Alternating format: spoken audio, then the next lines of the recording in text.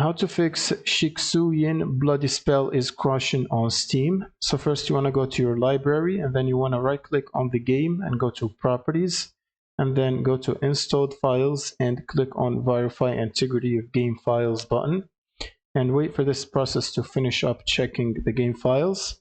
Now it should take a while, and once it's done you want to simply click on the browse button and then right click on the game's exe file, go to properties and then go to compatibility tab and check both of these options at the bottom right here.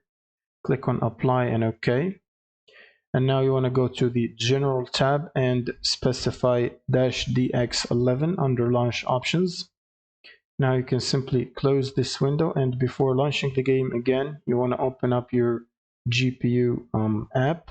So if you have NVIDIA GPU, you will need to install NVIDIA app and then go to drivers section, and from here you want to check for the latest game ready driver and download it and install it on your system.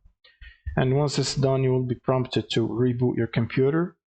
Now once you reboot your computer you will simply open up Steam and try to launch the game again, and that should fix the crashing issues. Thank you guys for watching and subscribe.